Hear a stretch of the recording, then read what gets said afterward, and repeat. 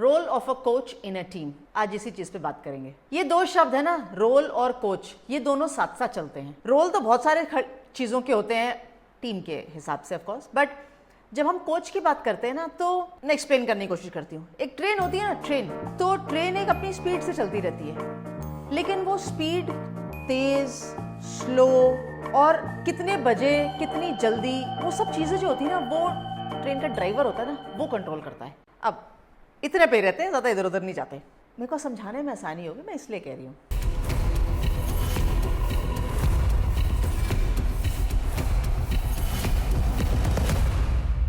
तो जिस तरीके से वो ड्राइवर कंट्रोल करता है ना टीम को, पूरी ट्रेन को रादर, तो उसी तरीके का एक रोल है कोच का। जो डब्बे हैं ट्रेन के, वो सारे खिलाड़ी हैं, उनको पता है क्या करना है, कहाँ जाना है, लेकिन किस तरीके से मैनूवर करना है, किस तरीके से उनको सही दिशा में, सही रोल में डालना है, वो एक कोच का काम है। ऑफ कोर्स हर स्तर पर उनका रोल बदलता रहता है, पर हम एक जनरल बात कर रहे हैं यहाँ पे।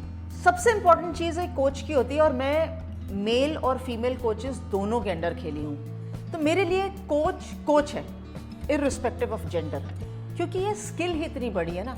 अगर हम कहते हैं कि एक ओपनिंग बैटर है और एक फिनिशर है, वो दोनों खिलाड़ियों का जो स्किल लेवल है वो अलग है। कोई एक ज़्यादा इंपॉर्टेंट नहीं है, ना ही दूसरा लेस इंपॉर्टेंट है। उसी तरीके से कोच भी एक स्पेशलाइज्ड रोल है, और कोचिंग जॉब भी एक स्पेशलाइज्ड पर्सन के लिए होती है, तो वो जेंडर में एसोसिएट नहीं करती। जो स्किल एनहांसमेंट, जब कहीं मुसीबत आती है या परेशानी होती है ना खिलाड़ी को, तो वो सिर्फ कोच की डायरेक्शन में यूँ करके देखता है और कहता है आपके पास इस चीज़ का आंसर होगा या सोल्यूशन होगा। वो है कोच। स्किल एनहांसमेंट होनी चाहिए जो वो कर सके खिलाड़ियों की, ये इंपॉर्टेंट है। मैन मैनेजमेंट एक और बहुत इंपॉर्टेंट सब्जेक्ट है। किस तरीके से आप अपने अलग अलग तरीके से खिलाड़ी जो टीम के अंदर होते हैं उनको हैंडल कर पाते हैं, कैसे गाइडेंस दे पाते हैं, guidance level of the players, ये सारी चीज़ें एक कोच का रोल है, और वो बहुत इंपॉर्टेंट रोल है। इसी के चलते कुछ सवाल आए थे कि क्या रोल ऑफ अ कोच रह सकता है और कितना इंपॉर्टेंट है टीम के अंदर। तो सक्सेना जी का सवाल बहुत बढ़िया है, और वो ये पूछ रही हैं कि कितना मुश्किल है या आसान है कोच को अपना कोचिंग स्टाइल अडेप्ट करना depending upon the player and the team. Well, it's a fantastic question. इसी के चलते मैंने एक आर्टिकल लिखा INS के लिए हाल ही के अंदर, जिसमें मैंने ये डिफाइन किया कि कितना इंपॉर्टेंट हो गया है, क्योंकि मिस्टर चंद्रकांत पंडित ने कोलकाता नाइट राइडर्स के कोच बन गए हैं, और कितना एक इम्पॉर्टेंट स्टेप है फॉर इंडियन कोचेस, कि एक नया दरवाज़ा खुल गया है फॉर इंडियन कोचेस कि आप हेड कोच बन सकते हैं एक IPL टीम के। तो इसके ऊपर एक आर्टिकल लिखा है, और इसीलिए मुझे ये सवाल जो है ना अनुकूल का, ये बहुत अच्छा लगता है कि किस तरीके से कोच अपना रोल अडेप्ट करता है। ये भी एक और इम्पॉर्टेंट स्किल है कोच की, क्योंकि उनको हर तरीके से, हर प्लेयर के हिसाब से अपना रोल अडेप्ट करना पड़ता है। किस तरीके से? क्रिकेट चेंज नहीं होती, क्रिकेट वही रहती है, उसी तरीके से आप शॉट मारते हैं, उसी तरीके से आप बॉलिंग करते हैं, फील्डिंग करते हैं, लेकिन किस स्तर पर, उस पर फर्क पड़ता है। उसी के चलते हर कोच जो है अडेप्ट करेगा कि क्या अंडर 15 खिलाड़ी है, या एक इंटरनेशनल प्लेयर है, या एक उभरता हुआ खिलाड़ी है, क्या बैटिंग में, क्या बॉलिंग में, क्या क्या स्किल्स की आवश्यकता है, उस चीज़ को समझ के पहले आपको समझना पड़ेगा, और उसी के हिसाब से आप उनको चीज़ें बताते हैं। तो ये सब कोच का काम है। इसलिए आसान कुछ भी नहीं है, और मुश्किल तो आसान तो कुछ है ही नहीं, तो हर चीज़ ही मुश्किल है, लेकिन आप मुश्किलों से पार पाना ही तो एक कोच का काम है। और जब आप इतने सारे खिलाड़ियों को हैंडल कर रहे होते हैं तो ये सारी चीज़ें इंपॉर्टेंट आ जाती हैं। मैं एक और एग्जांपल देती हूँ। मैं तारिक सिन्हा सर, जब हम इंडियन टीम के साथ ट्रैवल कर रहे थे और मेरा डेब्यू टूर था as a captain of the Indian team, तो तारिक सर हमारी इंडियन टीम के कोच थे। तारिक सर ने ना कभी सोनेट क्रिकेट क्लब के कोच रहे हैं। Tariq sir, he is no more, but जितने इंटरनेशनल प्लेयर्स, जितने खिलाड़ी, मैं इंटरनेशनल प्लेयर्स नहीं कहूँगी, जितने प्लेयर्स उन्होंने टर्न आउट किए हैं, उनके अकेडमी से निकल कर आए हैं, ऑफ कोर्स दैट्स रिमार्केबल। तो जब Tariq sir Indian women's team के कोच बने थे ना, तो उससे पहले या उसके बाद भी वो वुमेन क्रिकेटर्स की कोचिंग नहीं करते थे। सोनेट क्रिकेट क्लब में सिर्फ मेल प्लेयर्स की कोचिंग होती थी, और वहाँ मेल खिलाड़ी ही खेलते थे, फीमेल या वुमेन क्रिकेटर्स नहीं खेलते थे। जब उन्होंने कोचिंग करनी शुरू करी और इंडियन वुमेन्स टीम की कोचिंग करी, तो उन्होंने कितना बढ़िया तरीके से अपना स्टाइल अडेप्ट किया होगा, क्योंकि मेल क्रिकेटर्स को एक तरीके से, as I said, cricket same है, लेकिन समझने का तरीका, the understanding of an international woman cricketer and the understanding of an international male cricketer is definitely different. Just because of the exposure level, the experience level. Male cricketers ज़्यादा matches खेलते हैं, female cricketers कम matches खेलते हैं, हालांकि वो धीरे धीरे बढ़ रहा है, लेकिन फिर भी अभी डिफरेंस है। तो एक ऐसे कोच को जिनके पास इतने सारे इंटरनेशनल क्रिकेटर्स नेट्स में वो गाइडेंस देते हैं और वहाँ से आप फीमेल क्रिकेटर्स को कोचिंग कर रहे हैं, तो उन्होंने कितना अपना स्टाइल चेंज किया होगा। वेल, हम लोग जीते थे, हारे भी जीते भी, लेकिन जीत का एक अच्छा ज़्यादा जो था स्टार्ट हमारा था, इंडिया में जीते, साउथ अफ्रीका में जाके जीते। So that's how coaches adapt, और ये उनकी खुद की स्किल लेवल है। And I clearly remember this because Tariq sir clearly told me, मैं लड़कियों को कोचिंग नहीं देता, but he has been a successful coach with the Indian women's cricket team. एक और सवाल है राजू कुमार जी का कि बड़े खिलाड़ी अच्छे कोच क्यों नहीं बनते? वेल राजू जी, अगेन बड़े खिलाड़ी और अच्छे कोच ये दो अलग चीज़ें हैं।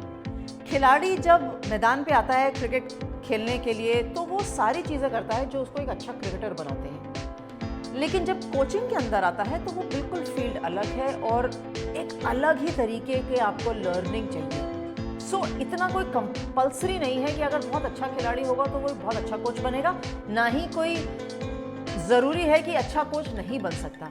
लेकिन क्योंकि ये खिलाड़ी, मैंने ज़्यादातर देखा है जब खिलाड़ी बहुत ज़्यादा समय लगाता है ना एक अपने खेल को इम्प्रूव करने के लिए, तो वो सारी चीज़ें वापस से रेप्लिकेट करके बॉटम से लेके टॉप तक आते हुए किसी टीम के साथ वो रेप्लिकेट करना आसान नहीं होता। शायद इसी वजह से जो आप कह रहे हैं कि एक अच्छा खिलाड़ी बहुत अच्छा कोच क्यों नहीं बनता, और सारे अच्छे खिलाड़ी कोचिंग में आते भी नहीं है ना, ये भी एक इम्पोर्टेंट चीज़ है। Adit Patel has asked an important question, and it's a very good question, Adit. Thanks for it. That should a coach adapt his coaching technique depending upon the style and format? Yes, absolutely. When you're playing a longer format, that is 4-day or 5-day cricket, तो आप उस हिसाब से coaching करते हैं, क्योंकि वो 2-2 घंटे का खेल है और 2-2 घंटे के अंदर खेल बदल सकता है। सो कितनी, अगर आप बैटिंग कर रहे हैं तो आपको कितनी देर क्रीज ऑक्यूपाई करने की आवश्यकता है। ऑफकोर्स बैटर को कभी आउट होने की ज़रूरत नहीं होती, पूरा ओपनर्स ही खेल कर आ जाए, पर ऐसा होता नहीं है। सो उसमें कोचिंग स्टाइल चेंज होता है, बॉलिंग ऑप्शंस जो आपके पास है उस हिसाब से, मैच में क्या सिनारियो चल रहा है, वो सारी चीज़ें, जो स्ट्रैटेजी, टेक्निक, वो सारी चीज़ें कोच प्लान करता है और इम्प्लीमेंट करवाता है ग्राउंड के ऊपर। खिलाड़ियों का भी रोल है, लेकिन उसमें और T20 के फॉर्मेट में या 50 ओवर के फॉर्मेट में डेफिनेटली चेंजेस हैं, और हर कोच जानता है रेड बॉल, वाइट बॉल, जो इतने सारे टर्म्स हम यहाँ यूज़ करते हैं या आप सुनते हैं, वो सारी चीज़ें एक कोच को अपने कोचिंग मेथड्स में अडॉप्ट करनी पड़ती हैं और उसको खिलाड़ियों के साथ इम्प्लीमेंट भी कराना पड़ता है। A very important question and a nice one as well. Ayush Jindal has asked that can Mithali and Julan become coaches in the future? Well, ये क्वेश्चन दोनों मिताली और जुलन के लिए डायरेक्टेड है, तो मैं चाहूँगी कि वही दोनों इस सवाल का उत्तर दें। मैं मिलूँगी तो ज़रूर पूछ लूँगी, बट किसी के लिए मनाही नहीं है। जो करियर अपना आगे का पाथ चूज़ करना चाहता है वो कर सकता है। अगर जुलन और मिताली दोनों को या किसी एक को भी ऐसा लगता है कि इन फ्यूचर वो इंडियन टीम का पार्ट एज अ कोच बन सकते हैं या बनना चाहते हैं, एब्सोल्युटली ओपन, कोई रुकावट नहीं है। बट येस, ऑफ कोर्स, कुछ आई एम श्योर दोनों अगर आना चाहते हैं तो वो ज़रूर जानते होंगे कि कुछ चीज़ें हैं जो बतौर कोच भी सीखनी आवश्यक है, एंड इट्स ऑलवेज हेल्प्स। ऐसा नहीं है कि कंपलसरी है।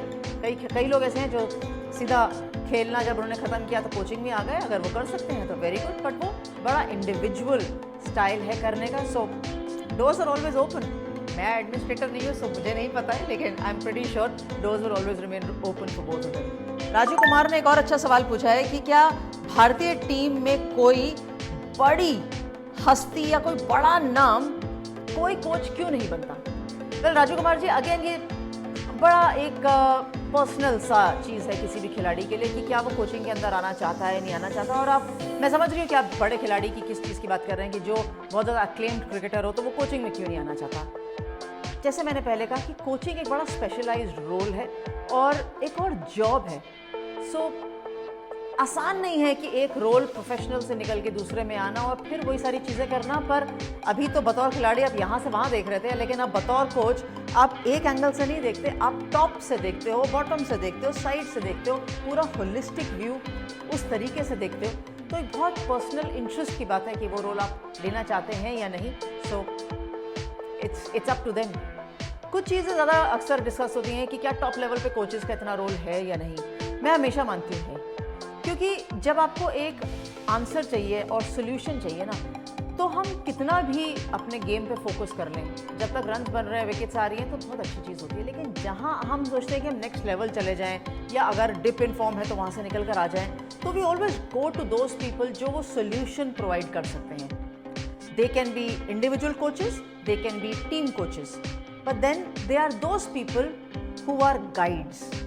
आप नाम बदल दीजिए, आप उसको फेलो क्रिकेटर बना दीजिए, या एक और टीममेट का खिताब दे दीजिए, कुछ भी दे दीजिए, लेकिन आप जब किसी से पूछते हैं और वो एक अच्छे बड़े स्तर से आपको बताता है, तो वो टीचर का काम ही तो कर रहा है ना, चाहे वो आपका फेलो कॉलीग हो। So I definitely feel that coaching has a very important role to play in cricket, and that's why the role of a coach is absolutely essential. चलिए मैं एक और चीज़ पूछती हूँ, अगर कोई कोच टीम के साथ बहुत अच्छे तरीके से सेटल ना हो पाए और रिजल्ट्स ना आ पाए, फिर आप क्या कहेंगे? कोच ज़रूरी है या नहीं?